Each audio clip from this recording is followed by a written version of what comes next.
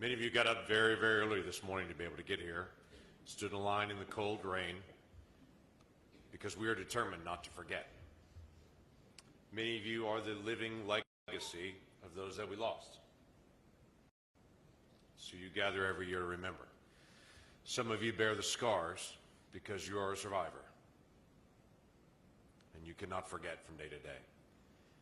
And there are many first responders that are here that when they return to this day, they remember again the days and days that they spent serving. There's very likely, as there usually is, someone that's a rescue worker that came here that is the first time that you have returned. We will remember with you today, and we're determined to do that. This past week, I was visiting with a staff member who said to me that not only was she not alive when the bombing happened, her parents weren't even married yet. Yes, that made me feel old. But it was also a reminder again of the importance of us gathering together to make sure that there is no generation that rises up that does not remember, that we continue to remind each other that we have learned the lessons of hatred, of anger, of hope, of love, of sacrifice, of gratitude, and of resilience. And we need to pass those lessons on to the next generation and make sure that they learn the lessons of history. The nation was shocked 30 years ago today when we saw the devastation and the loss. We lost children and neighbors. And we lost federal employees that were just sitting at their desk serving their fellow Americans on a Wednesday morning. We asked why. We wondered who we had become. And we found practical ways to serve people as the flags went to half-mast. Law enforcement and first responders and volunteers by the thousands came out that day.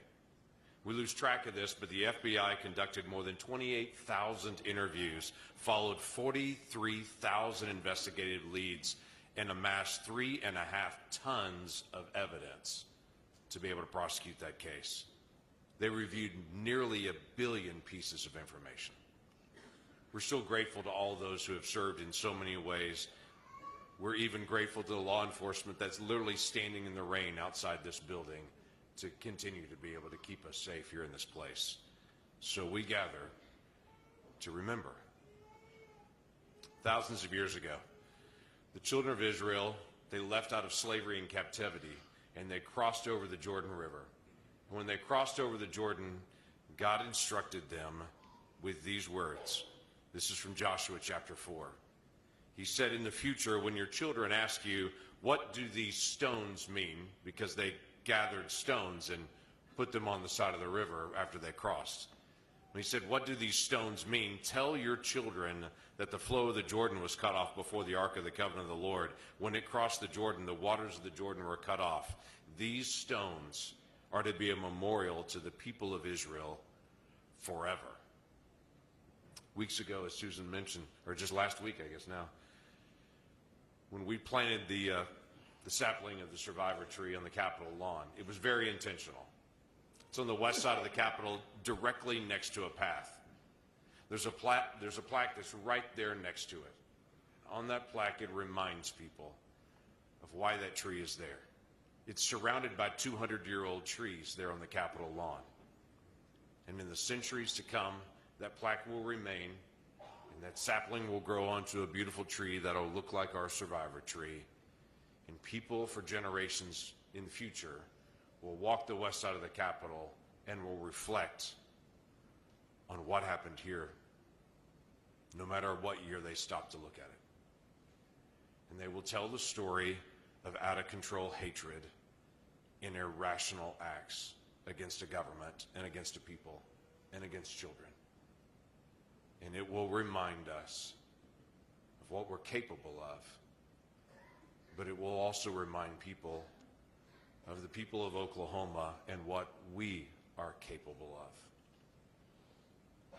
As we love, as we forgive, as we set a tone for the rest of the nation to say this is how we deal with issues where we disagree and resolve.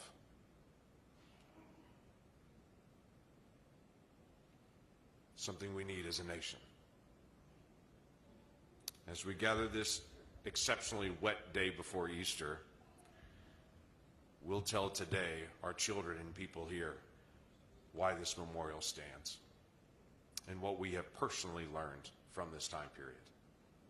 I stood with some folks that had not been at the memorial just a few days ago at sunset, and I learned a new thing about the memorial even as I stood with them.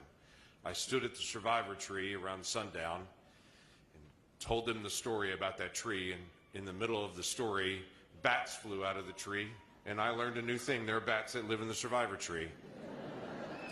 Yes, I jumped. Let's set the example for the rest of the nation. Let's tell them our story again so that the nation doesn't forget. Let's teach the nation how to love and forgive. Let's remind each other of dark days in the past and how God walks with us through those dark days. Even in the valley of the shadow, God does not forget us, and we will not forget.